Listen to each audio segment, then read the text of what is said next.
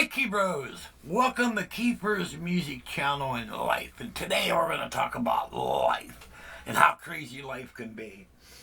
You know, growing up as a music nerd, coming from a musical family, and getting started in music so early, I was like an oddball. You know what I mean? We're like your normal people were playing football and baseball and doing that type of life and you know, the 60s and the 70s, muscle cars and all that stuff. Well, my life has taken a different trajectory than a lot of normal people. And such as muscle cars. Now they were really big in the 60s and 70s and that, and like 67 Chevelle, 327 Holly, 4-barrel Holly carburetor, and 4-speed on the floor, and all that stuff was really cool. And I got into it, but due to the fact that I was a damn keyboard player, I had to adapt to what I was. Okay, I'm a keyboard player. Well, I can't put a guitar out. Like guitar, okay, if you have a 67 Chevelle SS, you could stick a guitar amp in the back seat and your guitars and all that. But I wasn't one of those guys. I was a keyboard player. And at the time, we didn't have all these portable keyboards like you see here. We had Hammonds and Leslies. We had Fender Rhodes, and plus I had to be an asshole about that. Instead of having a regular Fender Rhodes, which I had to have the suitcase. So now you got two big cabinets to carry around. All right. So you got the suitcase Rhodes, which is big. All right. Then you got that big cabinet underneath. Then I was using a Hammond M3. So then you got the big organ, and then you had to have a Leslie. So now you got the Leslie, but you're playing piano too. You had to have an amplifier for that, which did I have? I had a 215 cabinet with two 15-inch EVSROs, which weighed about 150 pounds, and a Sun 1200S Coliseum head for the Fender Rhodes. Then I had a Sun 1000S amplifier for the Leslie. I mean, so you had to carry all that shit around, all right? So I had to have a van, all right? So I became one of those vanners, all right? And having customized vans, all right? You know, then also being an oddball from the normal people, well, everybody else was playing soccer, football, baseball, and all that shit. I got into different things, all right? And my thing was dirt biking. Ooh. Now, I have a deep love for dirt biking, all right? I started out with a Yamaha 175 Enduro Street and Trail. All right, that's what I started out with. And then as I got more into it, I ended up with a 250 Husqvarna and a 125cc Penton. And those are racing bikes and stuff like that. I did a little bit of racing, just a tiny bit, because they were mean and aggressive and they're out to kill you. So I didn't want to be killed. So, but I did some crazy things. But out of all the crazy dirt bikers out there, I was probably the most conservative one. You know when the hill climbs and stuff like that, where these guys would. What would be the saying? Go where angels fear the tread. I would stop, and I would put the kickstand down on my bike, and I would walk over to the hillside, and I would just kind of plot my course up this thing. All right. Well, I don't know if you're like that or not, but the people I rode with were nuts. They didn't plan. They would just go do it. You know what I mean? I had to plan everything because, well, there's the fear of getting hurt and dying. Dying is not cool, you know, because if you take the dirt nap, that's forever. And there's been a lot of things I should have been killed. And like an example, I was on this one trail and I saw this hill climb. and there was a long field before this hill climb. This hill climb shot up about 80 feet. All right, and it was pretty steep. I mean, my handlebars were buried in my chest. But what I didn't know is where that hill climb came up, there was just a flat plain. All right, so when I went up that, I probably was up in the air 30, 40 feet. And this was on high school property. And this was like a side hill that I saw somebody, I guess it was a trail they made to go from the track down to the lower soccer field. And so I don't know whether that was just cut in by the students walking up and down that hill or not, but to me it was a trail. And I saw that. And I hit that. And when I came off of that, I actually landed on the track. And on the track, they had a curb. All right? And there was a curb in the track, which was, I believe, asphalt. So I came in, and so where the hill climb was like this, about maybe 50 feet away was the track. And I came down on that concrete curb, which broke my chain. And luckily, I had extra master links, and I was able to repair everything and drive home. You know, because my brother's an engineer, so when we went out on the trail, he made sure we always had everything and everything. But I've actually traveled 50 feet up in the air and landed on that curb. Because I walked it out, because I couldn't believe I did it. But the crazy thing was, I even did the Iron Cross, but it wasn't, the Iron Cross is where you turn the wheel. I didn't intentionally do it. What it was you're looking down and you, fuck, and that's what it was. And but that was probably the highest I ever been in my life on a dirt bike. And then there was a couple other times where there was a pipeline that went up, and I didn't know it was a new trail. And it was a pipeline that went up, and I gave it everything I had, and that was on that 250 Husky. And it turned out where that pipeline ended, there was a road there that went, all right? And I went up over the road, and right as I went up, there was a car. I jumped over a car, and I landed. When I came down, I landed on an embankment, which was the other side of the road. And that guy in a car stopped, and he got out, and he come running towards me. Are you crazy? You could, And so there was a lot of crazy things, but none of this stuff was intended. All right, now. What these kids are doing today on these dirt bikes is crazy. It's just totally nuts. And I brought the camera over to the TV to show you some things, all right? And that is a taste of what they're doing. I know Travis Pastrana, he was working on a triple backflip. But he did the double, and he worked with another rider. And I forget the guy's name, but they were able to do it. He did the triple backflip on the dirt bike. And so I'm not going to show you all that because, my interest may not be your interest. But since this is a part of life, I figured I'd share this all with you. And we'll just end with that video. And you'll see some of the crazy stuff these kids are doing today. But we would have never thought of doing that today. I mean, back then.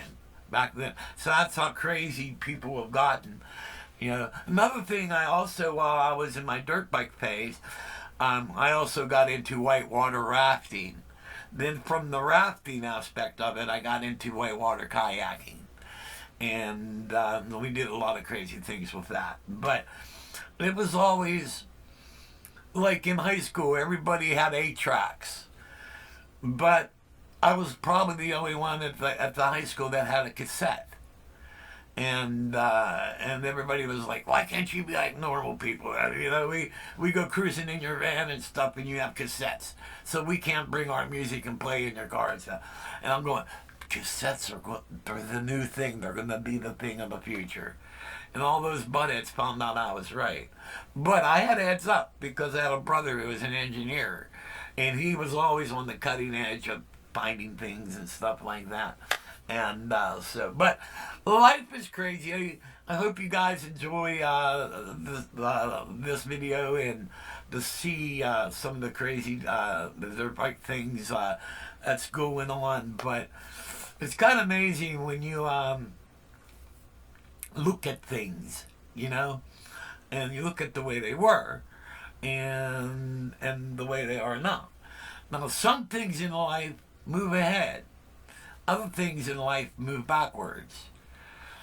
Dirt biking has moved ahead. Music has moved backwards. And what I mean by that is music today sucks. You don't need any talent to play it. There's no music heroes. Any moron could go up on a keyboard and hit a button and it writes itself. And there's actually programs where it will actually write a song for you. And there's programs where the computer, you can put words into it, and the computer will actually pick a voice and sing the song for you. And I have a friend who does that. And it's really cool that it does it.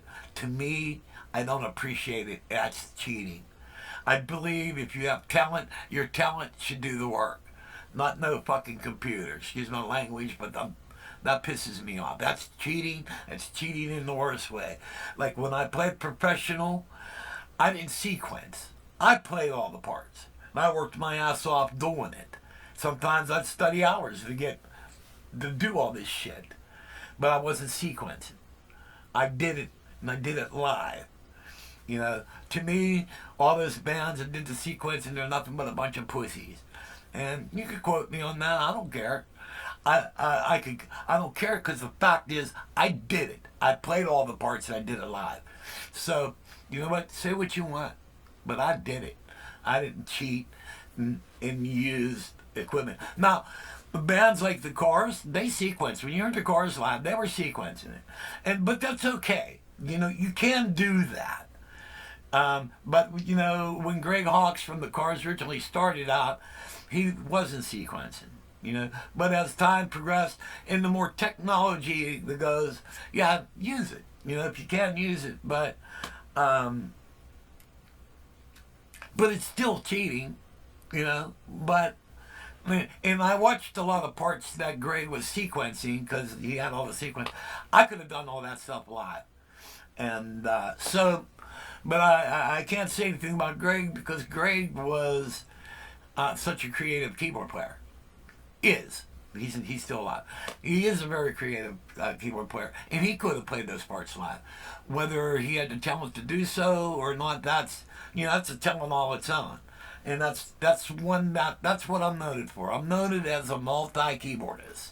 And some people have that talent, some people don't. That's okay. You know what I mean? So, but when it comes down to my personal opinion, when you're sequencing a bunch of parts where it's possible to play them all live, all right? Where it's possible, that's the key word. All right, there's some things that ain't possible. You can't do all the shit, you know what I mean? But when it's possible to play all the keyboard parts live, you should do it. But anyway, back to life. So back to motorcycling and all this shit. These people are nuts, and they are artists at it. To get the bike to do a lot of that stuff, it's insane. And I only showed you a taste of it. So. Enjoy the video, and we'll catch you after that. Okay, just watch this.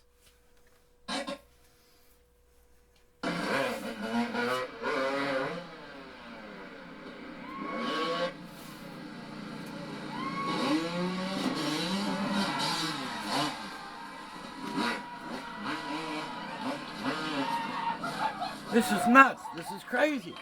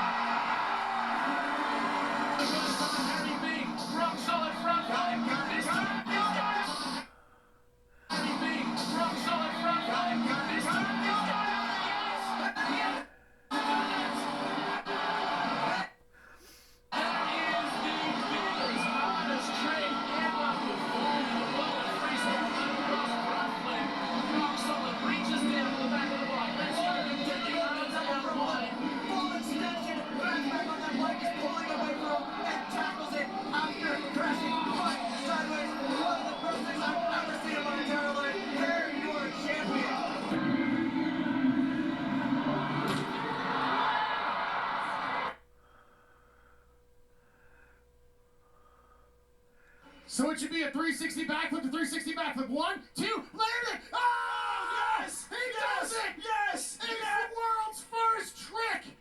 Never before done! Never before attempted! Ryan Williams cementing his name in Adelaide! What is happening? Make some noise, he's on top of the landing! Ryan Williams, these people are nuts. What he is capable of. 3-6, watch the replay. Oh, talk him through it, Mark. 360 backflip. Now he has to do a second one while falling back to earth. Think of the dynamics, man. Keep going. That foot never touches. The double back. Oh, massive extension, and he right down it perfectly. Absolutely nails. And that was like a kiss of death. Backflip, kiss of death. To backflip again, double backflip and kiss of death right in the middle of it. Absolutely stuck it. And we have seen some amazing things. Watch this extension. Look at that, kiss of death. Brings it around, perfectly sticks the landing, and that has to be a 10. He has to get a 10 there for execution. Absolutely looking for the rebate from his first run. He's able to put that together. And if he were to score a perfect 10 on execution, he could win right now. He could win. 9.7 on the list, so he's going to finish third with a 91.45 for Sheehan. So epic competition. Let's send it right down to Todd Richards. Todd, what an amazing event. Oh my gosh. I cannot believe.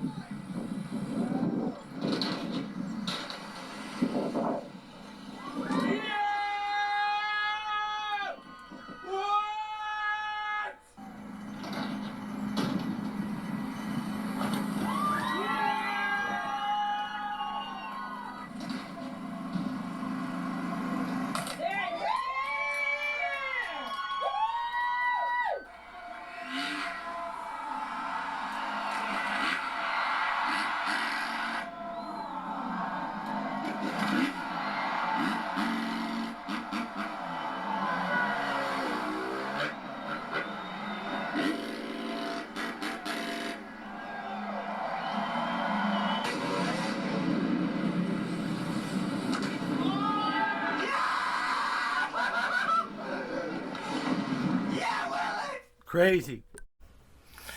Well, what do you guys think, man? This video is crazy. And like, that's only a taste. You should see, they have a thing, a quarter pike, where you come down and you drive up a 40-foot ramp, and the key is to see how high in the air you can go. Alrighty? And then what they do is when they hit the apex of the height, then they get the bike to come back down, and they land back on the ramp. I mean, these people are crazy. But hey, this is part of life. So, hope you guys enjoyed the video. Feel free to drop your comments. I know I went off a little bit on keyboards, on sequencing and all that stuff, but that's just my opinion, you know. Bear in mind, one of the reasons why I was such in demand keyboardist during my time was the ability. It was Keefe. He could play all the parts, and that was my thing. All right. So, but hey, God bless. See you when I see you.